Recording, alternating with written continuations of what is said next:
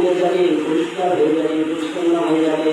দুনিয়ায় আমরা মাওলার জিকিরটা করি, মাওলার যদি আমরা উচ্চারণ করি।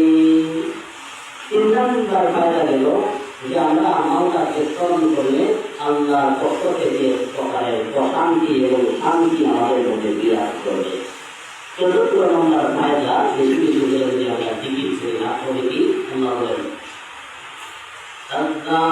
الذاكرين الله كثيرا والذاكرات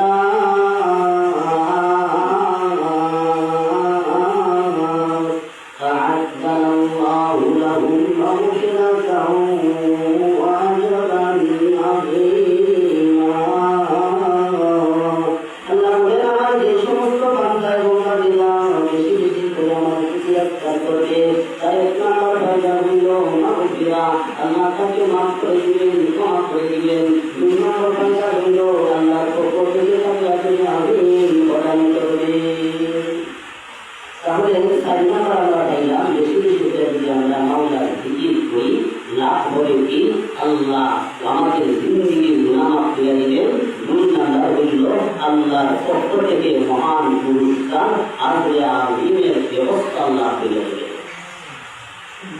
5 নম্বর হইল যদি ভাই আমরা আল্লাহর জিকির বেশি বেশি করে করি তাহলে 5 নম্বর ফায়দা কি? 5 নম্বর ফায়দা রাসূল হাদিসের মধ্যে বলেন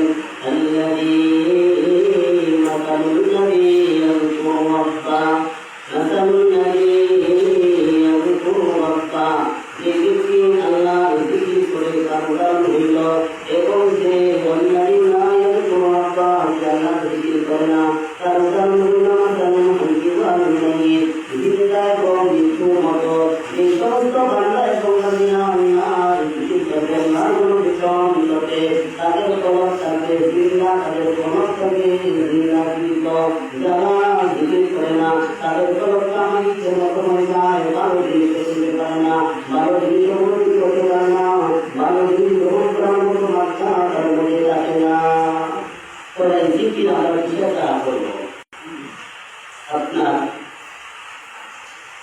হাদিসের মধ্যে এই হাদিসের তসবিহাতের মধ্যে যারা পেয়েছেন জিকির হইল at-tasbihu wa tahlilu সুবহানাল্লাহ ওয়া লা ইলাহা ইল্লাল্লাহ ওয়া তাহমিদু আলহামদুলিল্লাহ ওয়া এরপরে at-takbীর লা ইলাহা আল্লাহু আকবার ওয়া এইগুলো হইল তসবিহাত। এই সবগুলো কেমন হইল তসবিহাতের মধ্যে অন্তর্ভুক্ত। হাদিসের মধ্যে রাসূল করিম সাল্লাল্লাহু আলাইহি ওয়াসাল্লাম বলেন আহাব্বুল কালামি ইলাল্লাহি আরবা, আল্লাহর কাছে পছন্দনীয় মাহবুব কালাম হইল 4টা সুবহানাল্লাহি ওয়ালহামদুলিল্লাহি ওয়া লা ইলাহা ইল্লাল্লাহু ওয়াল্লাহু আকবার। পছন্দনীয় কালাম আল্লাহর কাছে 4টা। 1 নম্বর হইল সুবহানাল্লাহ, ভাই সুবহানাল্লাহ বললেন মানে আল্লাহর পছন্দনীয় বাক্যটা উচ্চারণ করলেন। আলহামদুলিল্লাহ বললেন আল্লাহ পছন্দনীয় বাক্যটি উচ্চারণ করলেন। এরপরে লা ইলাহা ইল্লাল্লাহ বলেন আল্লাহর পছন্দনীয় বাক্যটা আপনি করলেন। এরপর আসেন আল্লাহু আকবার, এই বাক্যটা আল্লাহর কাছে পছন্দনীয়।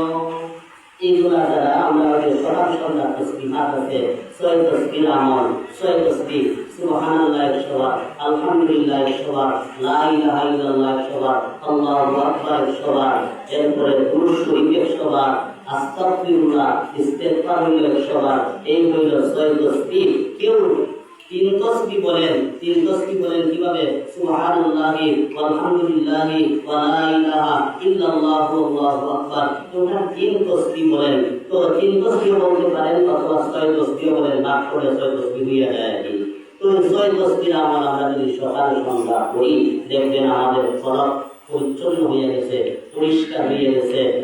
এই পবিত্র আত্মা হয়ে যখন আমরা মাওলার কাছে হাজিরা দিব তখন আল্লাহর তৈরি জান্নাত আমাদের জন্য প্রস্তুত থাকে। এই জন্য ভাই আমরা আমাদের অন্তর আত্মাকে জিকিরের দ্বারা পরিষ্কার পরিচ্ছন্ন করি। এই 6 তসবিহের মধ্যে একটা তসবিহ আমরা বললাম সুবহানাল্লাহ। এখন আসেন 6 তসবিহ আমলের ফায়দা কিটা? সুবহানাল্লাহ বলে লাভ হবে কি? হাদিস শরীফের মধ্যে আছে আপনার সুবহানাল্লাহ এটা এমন একটা আমল যে আমলটা মাওলার কাছে পছন্দনীয় এবং জবানে উচ্চারণ করাটা সহজ, লিসানের পাল্লায় বাড়ি হয়ে যায়।